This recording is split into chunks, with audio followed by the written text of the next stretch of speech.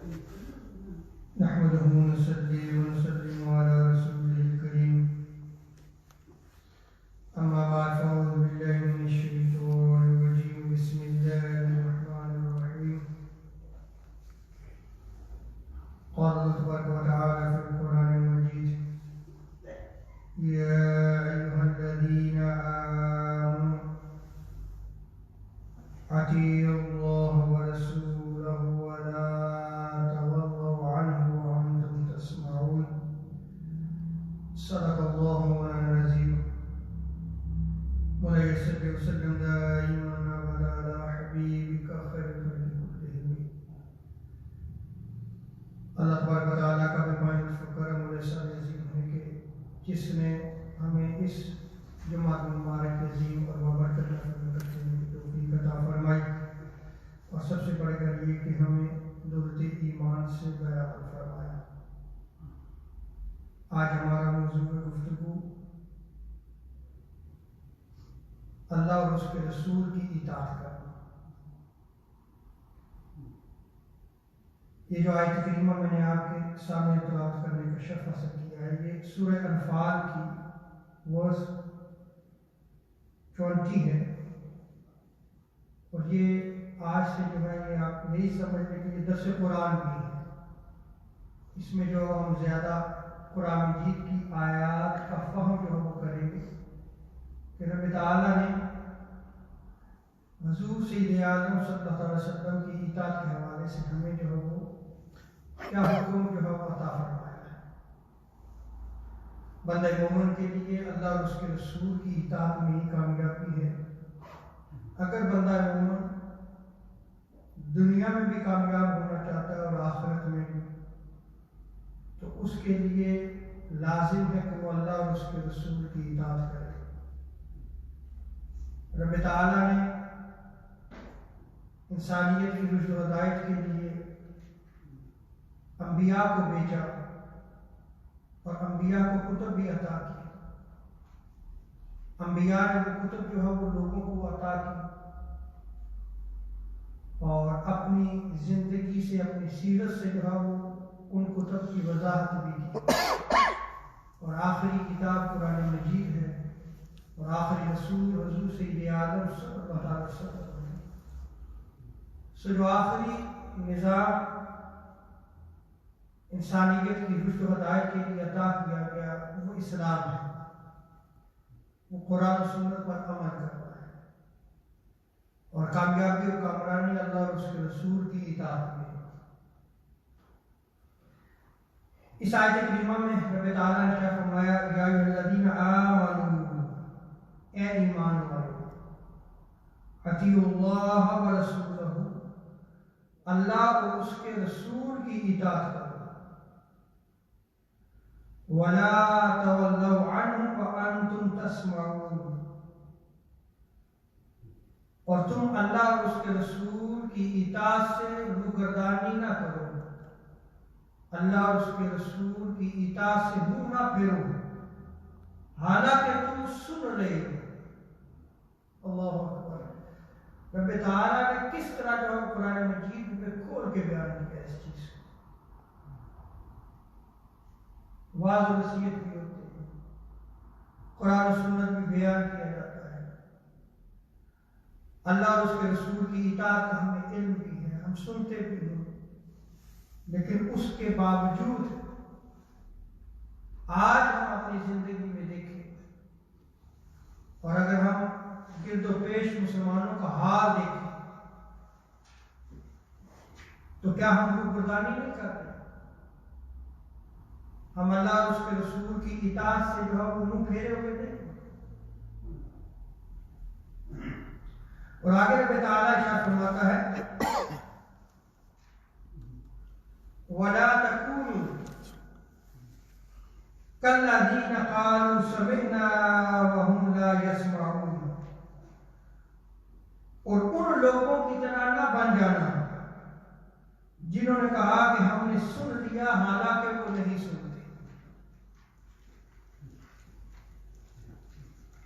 اس آیت کریمہ میں اللہ تعالیٰ نے اپنے مومن بندوں کو اپنے اور اپنے رسول کی اطاعت کا حکم دیا ہے اور انہیں اپنے رسول کی مخالفت کرنے سے روکا ہے.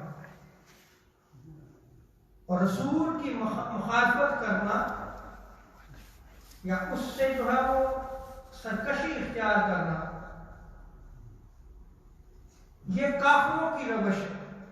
یہ طریقہ کن کا ہے؟ کافروں کا ہے.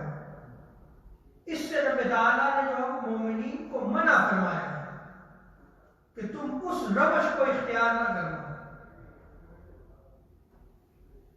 وَلَا تَوَلَّوْا عَنْهُ یعنی اس کی اطاعت کرو، اس رسول کی اطاعت کرو،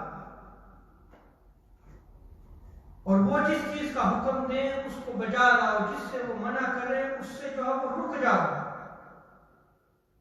اور اپنی زندگی سے کبھی بھی یہ چیز جو ہے وہ ترک نہ کرو. اللہ اور اس کے رسول کی اطاعت زندگی کا اوڑھنا بچھوڑنا بنا دو. جس چیز کا حکم دیا گیا ہے سر تسلیم خم کرتے ہوئے تم اس پر عمل کرو، اور جس سے روکا گیا ہے بلا چوب و چرا جو ہے وہ تم اس پر عمل کرو.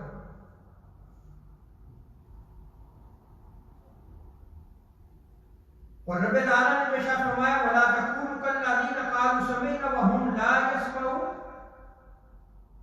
یہ کن کی مشابہت سے روکا جاتا ہے کہ تم ان کی طرح نہ ہو جاؤ، ان لوگوں کی مشابہت اختیار نہ کرنا کہ جو یہ کہتے تھے کہ ہم سنتے ہیں لیکن وہ نہیں سنتے تھے.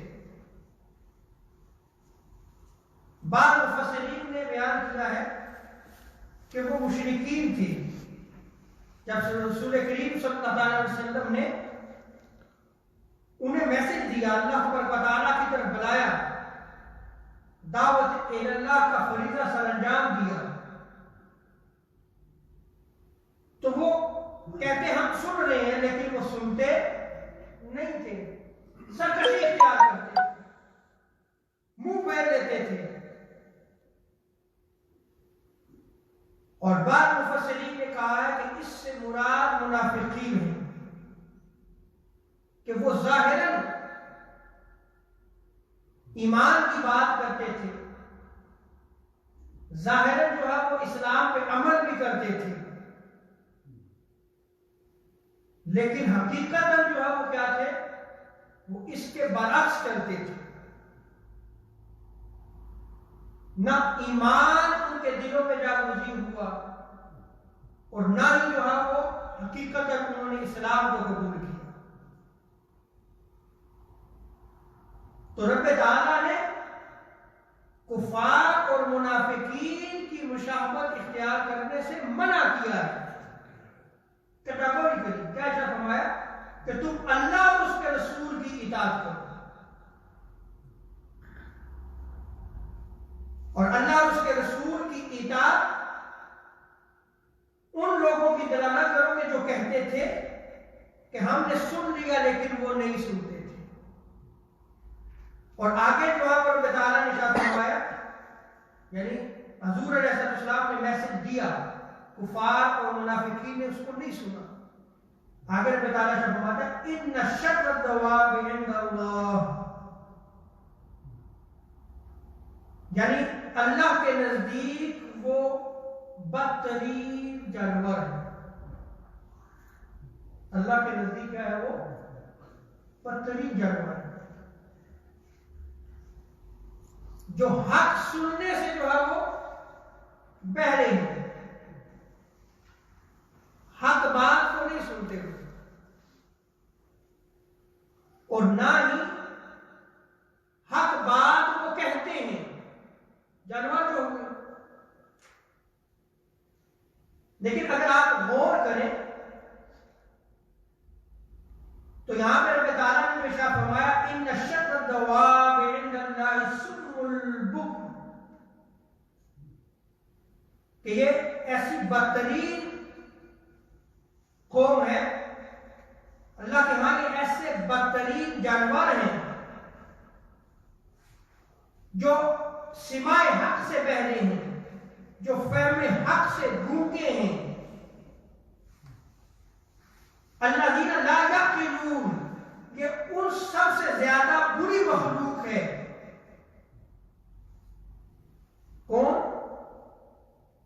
جس مقصد کے لیے اللہ تعالیٰ نے حیوانات کو پیدا کیا،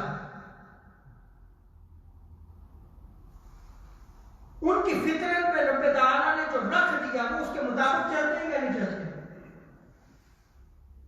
اس سے وہ انحراف نہیں کرتے کیونکہ ان کی فطرت پہ وہ رکھ دیا گیا، وہ اس فطرت کے مطابق چلتے ہیں، وہ ہٹتے نہیں ہیں اس فطرت سے۔ لیکن اس کے باوجود کیا وہ سنتے ہیں جانور؟ کیا وہ جو ہے وہ سمجھتے ہیں؟ ان میں یہ چیز نہیں رکھی۔ لیکن انسان اگر انسان ہو کر جس میں عقل و فہم بھی رکھا گیا اور وہ پھر حق بات جو ہے وہ نہ سنے، نہ حق بات کو سمجھے، نہ حق بات کہے، تو کیا وہ ان جانوروں سے بدتر ہوا یا نہ ہوا؟ ان جانوروں سے بھی وہ بدتر ہوا۔ یہ قرآن مجید میں رب تعالیٰ ارشاد فرماتا ہے کہ رسول کریم صلی اللہ علیہ وسلم نے بنی آدم کو حق کی طرف بلایا، اللہ کی طرف بلایا، ایک خدا کی طرف دعوت دی، لیکن وہ مشرکین اور وہ کفار باضد رہے اپنے شرک پر، انہوں نے حق بات کو قبول نہیں کیا۔ سو رب تعالیٰ نے ان کو ان جانوروں کے مشابہ قرار دے دیا، جیسا کہ رب تعالیٰ فرماتا ہے وَمَثَلُ الَّذِينَ كَفَرُوا كَمَثَلِ الَّذِي يَنْعِقُ بِمَا لَا يَسْمَعُ إِلَّا دُعَاءً وَنِدَاءً، اور مثال ان کی جنہوں نے کفر کو اختیار کیا ایسی ہے جیسے کوئی چلا رہا ہو، ایسے جانور کے پیچھے جو نہیں سنتے سوائے ایک پکار کے یا ایک آواز کے، انہیں صرف ایک آواز آتی ہے، باقی انہیں کوئی عقل و فہم نہیں ہے، وہ نہیں سمجھتے کہ انہیں کیا کہا جا رہا ہے۔ تو دیکھیں کہ رب تعالیٰ نے قرآن مجید کی اس آیت کریمہ میں اپنی اطاعت اور اپنے رسول کی اطاعت کا حکم دیا ہے، اور پھر کہا کہ تم ان کفار کی مشابہت اختیار نہ کرنا۔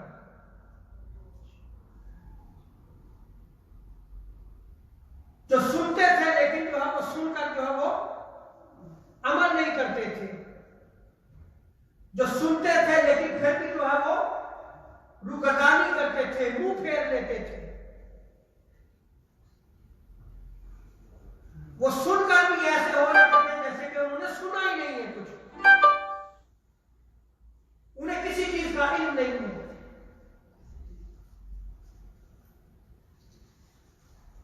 اور ایک اور دوسرے مقام پر رب تعالیٰ جو ہے وہ ارشاد فرماتا ہے اولئک کالانعام بل هم اضل اولئک هم الغافلون، وہ ان حیوانوں کی طرح ہیں بلکہ ان سے بھی زیادہ گمراہ ہیں، یہی تو لوگ غافل اور بے خبر ہیں۔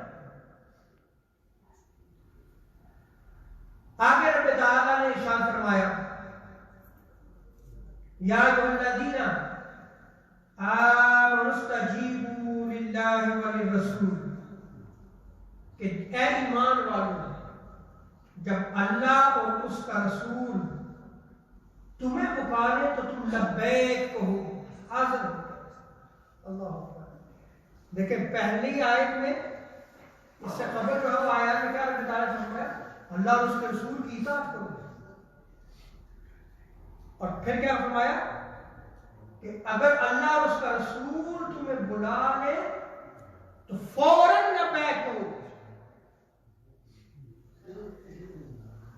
اذا دعاکم لما یحییکم، جب رسول تمہیں بلائے اس عمل کی طرف جو تمہیں زندہ کرتا ہے، تمہیں زندگی عطا کرتا ہے، یعنی رسول کریم صلی اللہ علیہ وسلم لوگوں کو جس طرف دعوت دیتے ہیں اسی میں زندگی ہے، اسی میں حیات ہے، اسی میں کامیابی ہے۔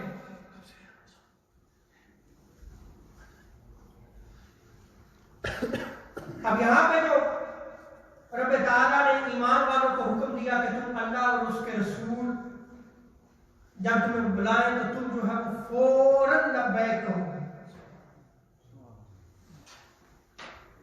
اس کے حوالے سے مفسرین نے نقل کیا ہے کہ حضرت ابو سعید بن المعلا وہ بیان کرتے ہیں کہ میں نماز پڑھ رہا تھا، میں نماز ادا کر رہا تھا کہ نبی کریم صلی اللہ تعالی علیہ وسلم میرے پاس سے گزرے اور مجھے آواز دی. میں نے سنا لیکن میں نماز میں مشغول رہا. میں نے فوراً جو ہے وہ نماز ختم کی اور حضور علیہ السلام کی خدمت اقدس میں حاضر ہوا. تو حضور علیہ السلام نے فرمایا میں نے تمہیں بلایا تھا، تم پھر فور کیوں نہیں آئے؟ آج بھی رسول اللہ نماز پڑھ رہا تھا. کیا کر رہا تھا؟ نماز. حضور نے فرمایا کہ تم نے اللہ کا یہ فرمان نہیں سنا، یا ایھا الذین آمنوا استجیبوا للہ وللرسول، کہ جب بھی اللہ اور اس کا رسول تمہیں بلائے اسی وقت تم حاضر ہوگا، اسی وقت لبیک کہو. سو جب رسول بلا لے تم نماز پڑھ رہے ہو تو نماز چھوڑ کر رسول کی بارگاہ میں جاؤ. نماز چھوڑ کر حضور کی بارگاہ میں حاضر ہو جاؤ. اور جب حضور علیہ السلام نے یہ حکم سنایا تو آپ تشریف لے کے جانے لگے تو حضور نے ارشاد فرمایا کہ تم مجھے ایک چیز یاد کرانا، میں تمہیں ایک عظیم سورت کی آیت تعلیم دوں گا. راوی بیان کرتے ہیں کہ پھر حضور علیہ السلام کچھ دیر کے بعد جب واپس تشریف لے کے جانے لگے تو میں نے یاد کرایا یا رسول اللہ آپ نے مجھے ایک عظیم سورت عطا فرمانی تھی. تو راوی بیان کرتے ہیں کہ حضور علیہ السلام نے مجھے سورہ فاتحہ کی تعلیم دی. سورہ فاتحہ کی تعلیم دی. اب اس آیت کریمہ میں جو اللہ اور اس کے رسول کی طرف جو بلانے کا حکم دیا گیا ہے، اس میں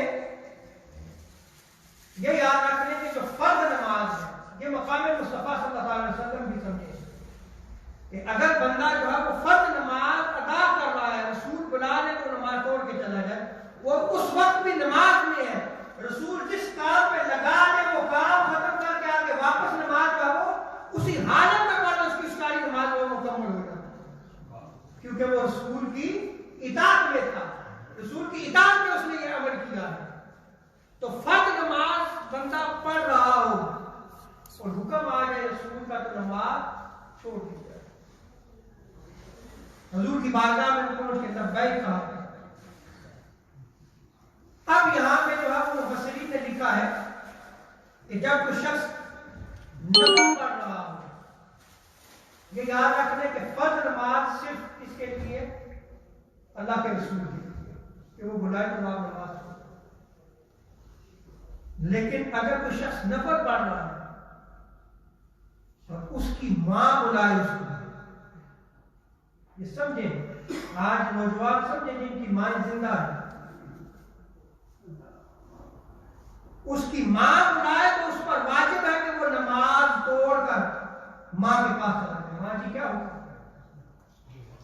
اللہ نماز توڑ کر ماں کے پاس چلا جائے، نفل نماز اگر پڑھ رہا ہے. اور آج ہماری نوجوان نسل دیکھے گی کہ وہ اپنے والدین اور بالخصوص ماں کے ساتھ ان کا کیسا تعلق ہے، کتنی تکلیف دیتے ہیں.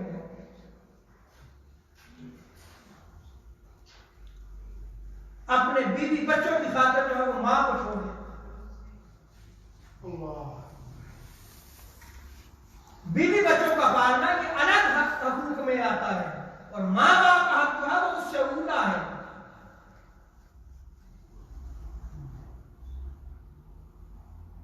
نفل نماز پہ اگر ماں بلا لے تو نماز توڑ کر تم جو ہے وہ ماں کے قدموں میں چلے جاؤ.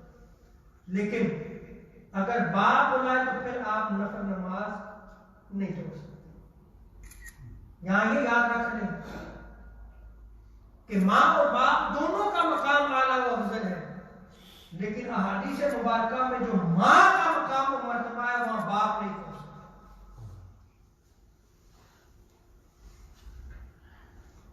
اس لیے کہ ماں جو ہے وہ اپنے بچے کے لیے زیادہ تکالیف اٹھاتی وہ جب بچے کو جنم دیتی ہے وہ جو تکلیف ہوتی ہے وہ ساری زندگی بچہ جو ہے اس کو اپنے کندھوں پہ اٹھا کے پھرتا رہے، اس ایک تکلیف اور درد کا حساب کرنا کرتا ہے۔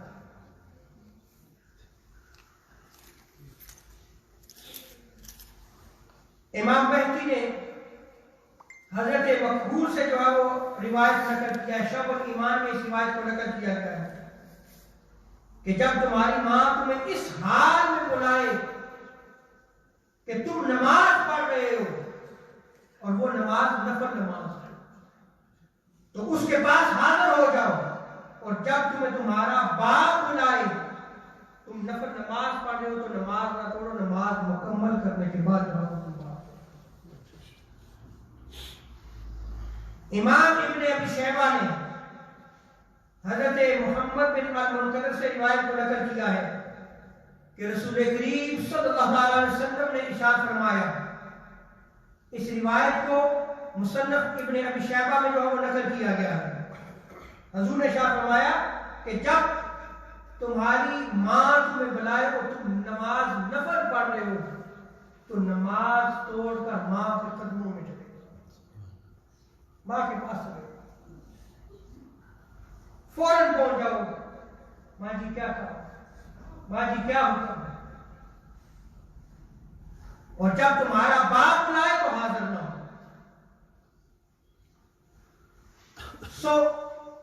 فرض نماز میں رسول بلائے تو فوراً توڑ کر جو ہے وہ پہنچ جاؤ، اور نفل نماز میں ماں بلائے تو فوراً۔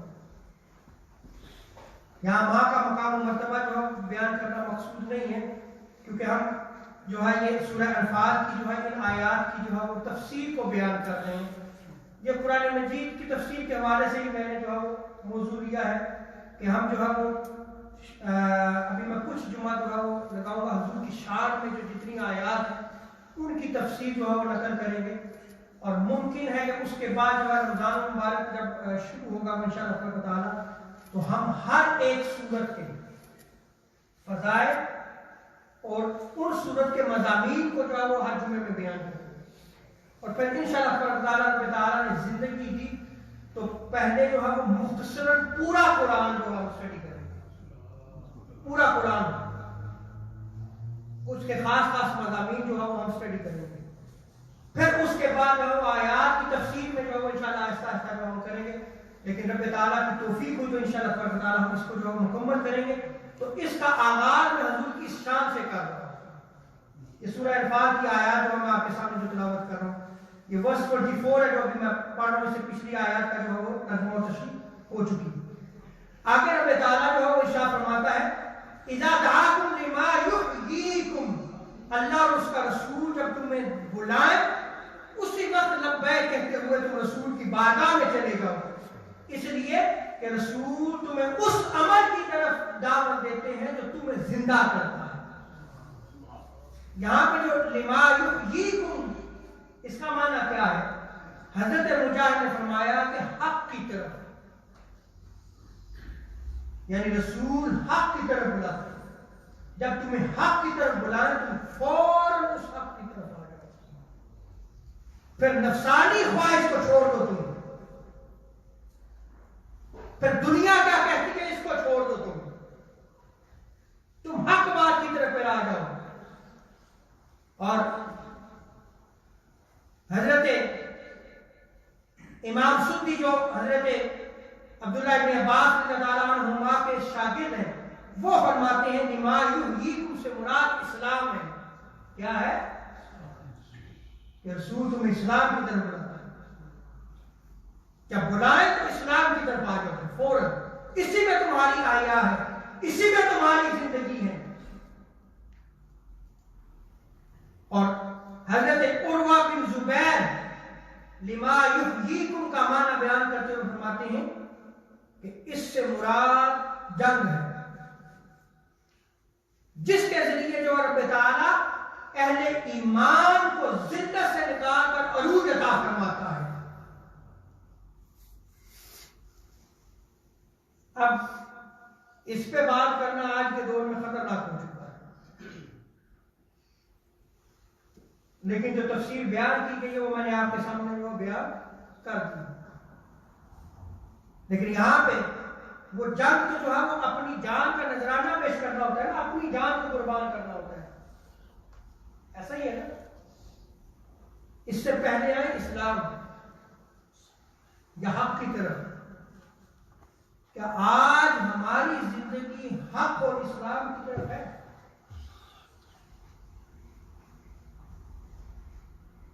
جب جان قربان کرنے کا وقت آئے گا تو وہی جائے گا جان کو قربان کرنے کے لیے جو حق اور اسلام کی طرف راغب ہوگا.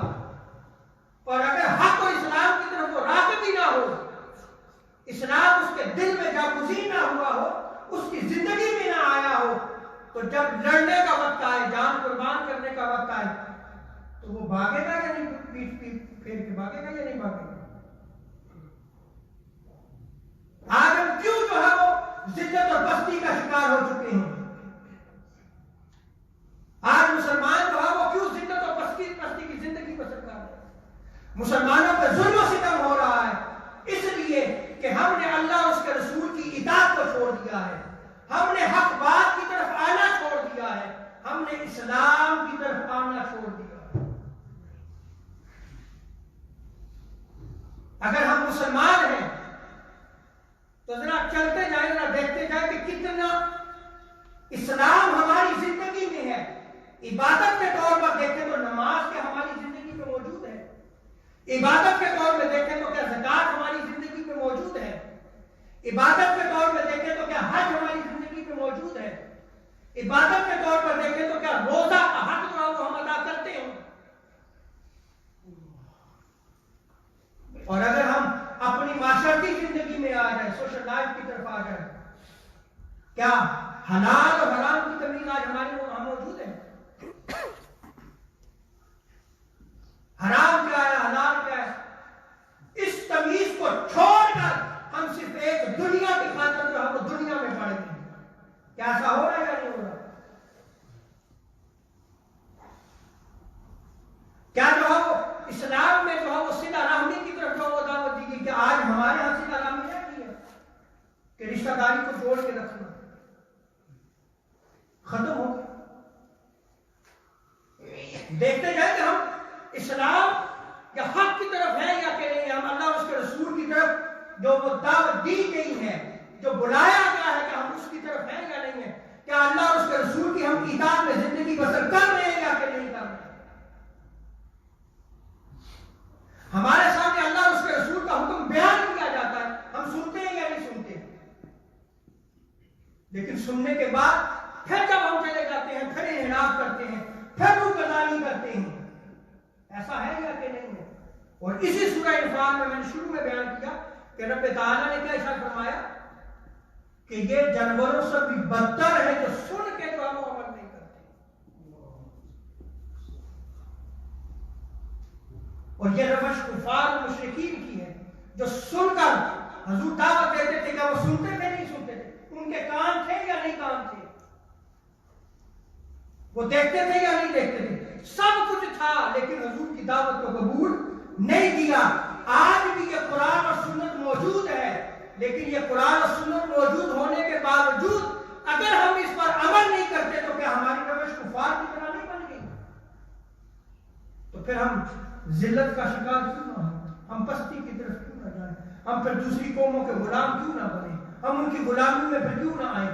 پھر ہمارا جو ہے وہ سارا سسٹم کولیپس کی طرف کیوں نہ جائے؟ کولیپس کی طرف جاتے ہیں، ہم تباہ بربادی کی طرف جاتے ہیں. رب تعالیٰ جو ہمیں اللہ اور اس کے رسول کی اطاعت کی توفیق عطا فرمائے، اور جو سنا ہے اس پر عمل کی توفیق عطا فرمائے. وما علینا الا